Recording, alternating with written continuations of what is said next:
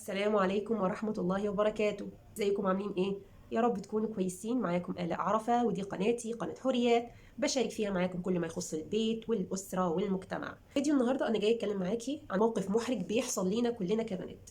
هتكلم في الفيديو ده براحتي شوية، هتلاقوني كل شوية ببص في الكراسة بتاعتي أنا مسجلة فيها بعض النقاط، لأن احتمال كبير بنسى، ولأن الواحد يعني بيصور على عجلة، بيصور في عجالة كده، الواحد مش عارف يعني، مش هطلع اقول كل الكلمتين اللي جوايا، لازم اكون مرتباهم، فبطلع بقى ايه، لازم قدامي الكراسه، هتلاقوني كل شويه عيني كده تروح تبص في الكراسه وتبص لكم. ما علينا. المهم، فيديو النهارده هتكلم معاكي عن حاجه زي ما قلت لك بتحصل لنا اغلبنا كبنات، يعني عارفين ان مش صح ان ده يحصل. وهو ايه بقى؟ لو راجل مد ايده عشان يسلم عليكي تتصرفي ازاي؟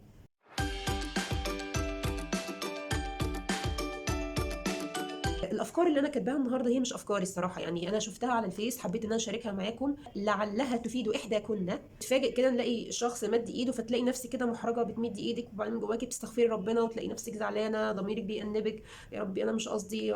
هو انا بس عايزاكم تعرفوا حاجه، انا لست اهلا للفتوى، انا مش مفتيه اساسا، يعني انا طالعه اقول الصح والغلط والحلال والحرام اللي احنا عرفناه وتعودنا عليه، يعني طالعين نفيد بعض مش اكتر. احنا عارفين زمان ان ما ينفعش الراجل يسلم على امراه والمراه تسلم على راجل، اللي هو باللمس ما ينفعش.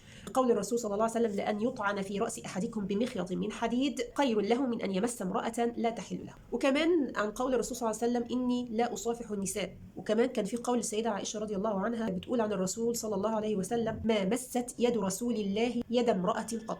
فكل دي استشهادات من الشرع ان ما ينفعش ان المرأة او الرجل يصافح المرأة وما الى ذلك، او العكس يعني المرأة تصافح الرجل. ارجع واذكر، انا مش مفتيه، انا بس بقول الصح من الغلط واللي احنا عارفينه وتعودنا عليه واللي احنا عرفناه. يعني في حاجات احنا اكيد ما نعرفهاش، بس احنا طالعين نشارك اللي احنا عارفينه لعل البنات اللي مش عارفه تعرف.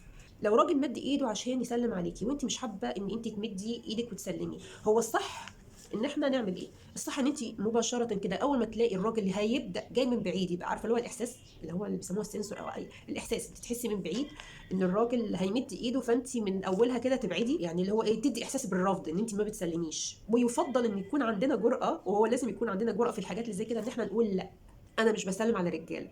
بس في ناس هتقول البنت دي مش عارف ايه بقى، تبدا بقى يبداوا يقولوا ايه كلام اللي هو ايه، ازاي تقولي كده، وازاي مش عارف ايه، انت زي بنتي، انت زي اختي، الكلام ده. فهو الصح ان انت تكوني حاسمه صارمه صريحه: لا انا ما بسلمش على رجاله، بس تتقال بادب، مش تتقال اللي هو تحسي قدامك بالاهانه، لا بتقولي بادب وبكل ادب ولطف: لا انا مش بسلم على رجاله.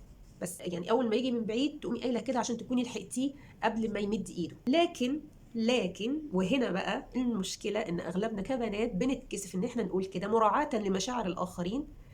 مع ان ما ينفعش، يعني الصح صح والغلط غلط، بس مشوها كده مراعاه لمشاعر الاخرين. في افكار تانية. ايه هي بقى الافكار التانية دي؟ يعني لو مديرك في الشغل مثلا، او استاذك، او راجل له مكانه او مقامه مد ايده عشان يسلم عليكي، فهتحط ايدك اليمين على كتفك الشمال زي كده وكده. على فكره المعلومه دي لسه عارفاها قريب يعني، وكذا حد قال لي، يعني شفت واحده في فيديو قالت المعلومه دي، ولسه عارفاها من حد قريب المعلومه دي، فاكتشفت يعني المعلومه دي صح يعني. فلو حد راجل مدير ليكي في الشغل، او حد استاذك مثلا، حد ليه مقامه بتتكرمي مثلا في بتاع في مكان او اي حاجه، حد ليه مقام اعلى منك مد ايده، فانت بتعملي كده ايدك اليمين على كتفك اليسار. طيب لو غير المحارم بقى، زي قرايبنا، ابن عمك، ابن خالتك، جوز اختك، فممكن تسلمي باي حاجه في ايدك. يعني انت حتى لو ماسكه الموبايل ممكن تحطي الموبايل كده، اللي هو تحطي على ايد الموبايل كانك سلمتي، اللي هو ايدك ما تلمسش ايده، بس تحطي الموبايل هو كانه ايه، هو ماسك الموبايل من طرف وانت ماسكاه من طرف، او ريموت تلفزيون، اي حاجه في ايدك. المهم تكوني في الوقت ده عامله حسابك انك حاطه حاجه في ايدك تكون هي اللي هتعزل، وتردي السلام وهو هيفهم لوحده. في فكره ثالثه كمان، بس انا شخصيا يعني مش مقتنعه بيها، لو اقتنعتي بيها فخير وبركه، وهي ان دايما يكون معاكي بونبوني، ان انت تقومي حاطه الحاجه دي اول ما يمد ايده تقومي انت حطاها في ايده، تردي السلام وبرده هو هيفهم لوحده. انا عن نفسي مش مقتنعه بالفكره دي خالص.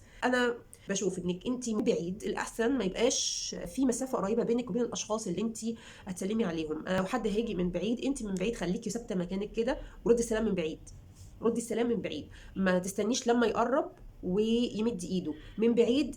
بتدي له احساس ان انت مش هتسلمي، انت بتردي السلام من بعيد بس، انا بشوف ان دي احسن حاجه. وطبعا الافكار اللي انا قلتها لكم دي زي ما قلت هي اولا عشان ابراء للذمه، هي مش افكاري.